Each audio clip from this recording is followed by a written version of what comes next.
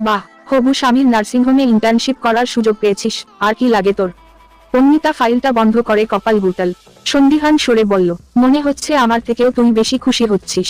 আভার মুখে দাঁত কেলানো হাসি ছিল, তার ফোকা ফোকা হাসিটা গায়েব হয়ে গেল মুহূর্তে। বলল, তুই কি আমাকে সন্দেহ করছিস? অন্বিতা হেসে বলল, করতেই পারি, আজকাল কাউকেই ঠিক বিশ্বাস করা যায় না, নিজের বেস্ট ফ্রেন্ডকেও না। আভার মনে দুঃখ এল, বন্ধুত্ব তাদের এক যুগ, এতদিনে এইটুকু বিশ্বাস পাওয়ার যোগ্যতাও বুঝি তার হয়নি। সে বিষণ্ণ সুরে বলল, এটা শোনার জন্যই বেঁচেছিলাম আমি। অন্বিতা ফাইলটা তার দিকে এড়িয়ে দিয়ে বলল, স্যারের কাছ থেকে একটা সাইন নিয়ে আয়। নাক ফুলাল আভা, বলল, আমি কেন যাব? অন্বিতা চেয়ারে হেলান দিয়ে দুহাত বুকের উপর ভাঁজ করে বলল, কারণ ফাইলটা তোমার, আমার না। টনক নড়ল আভার। হ্যাঁ, এই ফাইলটা তো তার। সে দ্রুত চেয়ার ছেড়ে দাঁড়িয়ে বলল, তা আগে বলবি না, আমার তো খেয়ালেই ছিল না। এখন দ্রুত যাও, নয়তো আজকের দিনটাও মিস যাবে। আভা আর সময় না খুঁয়ে ছুট লাগালো প্রফেসরের কক্ষের দিকে। অন্বিতা ছোট্ট নিঃশ্বাস ফেলে ফোনটা হাতে নিল। সময় দেখলো 2টা 30। বাসায় ফেরা উচিত, কাল থেকে আবার ডিউটি শুরু, তাও আবার ওই অসভ্য অভদ্র লোকটার নার্সিংহোমে। এই ভেবেই বুক চিরে দীর্ঘশ্বাস বেরিয়ে এল তার। যদি পারতো, এই বিয়েটা কখনোই করতো না সে। অন্বিতা তার মেডিকেল কলেজের বাইরে দাঁড়ান, আভার জন্য অপেক্ষা তার। তখনই খেয়াল করে একটা কালো রঙের গাড়ি সবেই গেট পার হয়ে ভেতরে এসেছে। অন্বিতার চোখের দৃষ্টি তীক্ষ্ণ হয় ততক্ষণাৎ।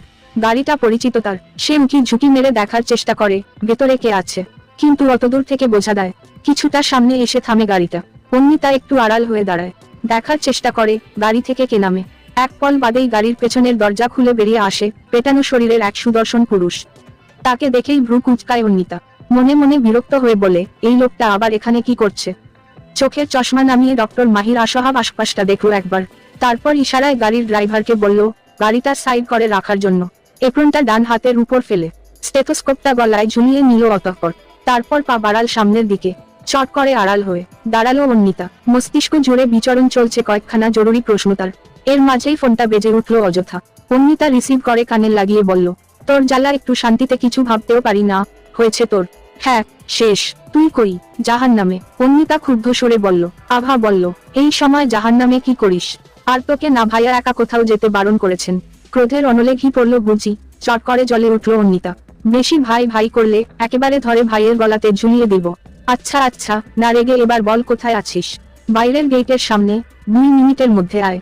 ওকে, আসছি। অন্বিতা ফোন কাটলো, তারপর চারপাশটা একবার দেখে নিল সতর্ক দৃষ্টিতে। ওই লোকটা কলেজ বিল্ডিং এর দিকে কেন গেল? তাকে আবার খুঁজতে যায়নি তো? অপ্রাসঙ্গিক চিন্তা ভাবনায় মন অস্থির।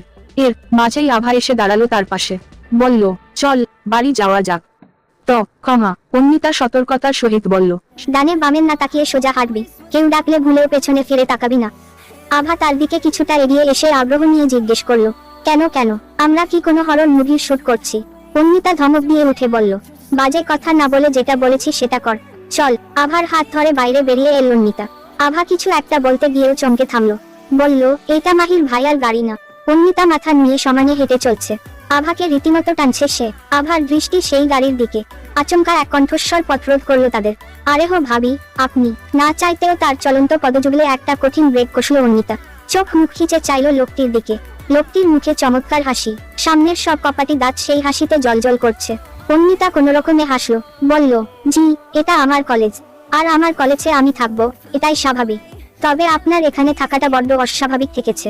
কেন এসেছেন? লোকটার হাসি মুজল না, বরং বাড়ল বোধ হয়। দাঁত দেখে মনে হচ্ছে ম্যাজিক পাউডারের মাজন। সে বলল, ভাইয়ের সাথে আসছি। উৎসাহ নিয়ে আভা বলল, যান যান, ডেকে আনুন গিয়ে। উনার বউকে এসে দেখে যেতে বলুন। অন্বিতা আভার হাতে চিমটি কাটলো জোরে। আচমকা চিমটিতে উহ করে শব্দ করে উঠল আভা। অন্বিতা কর্কশ স্বরে বলল, সবসময় হাত বাড়িয়ে তুই এত কথা বলিস কেন? তারপর সে মাহিরের ড্রাইভারের দিকে চেয়ে বলল, ভাই শুনুন, আপনার এখন কাউকে ডাকতে হবে না। আর উনি বোধ হয় কোনো কাজে এখানে এসেছেন, ডাকলে আবার রেগে যেতে পারেন। তাই অযথা দরকার নেই এসবের। আমরা বরং যাই। না না ভাবি, ভাই তো আপনার সাথেই দেখা করতে আসছেন, আর আপনাকে খুঁজতেই ভেতরে গেছেন। ফাটা বেলুনের ন্যায় চুপসে যায় অন্বিতার মুখখানা, অথচ দ্বিগুণ উৎসাহে ঝলমলিয়ে উঠে আভার মুখ। সে বলল, দেখেছিস ভাইয়ার তোর প্রতি কি টান। কালকে ভাইয়ার নার্সিংহোমে জয়েন করছিস, তাও উনার তোকে দেখার কত তাড়া। অন্বিতা কটমট করে আভার দিকে তাকায়। আভা ঠোঁট চেপে হাসে। এই মেয়েকে রাগাতে বেশ লাগে তার। নিজেকে সংযত করে অন্বিতা বলল,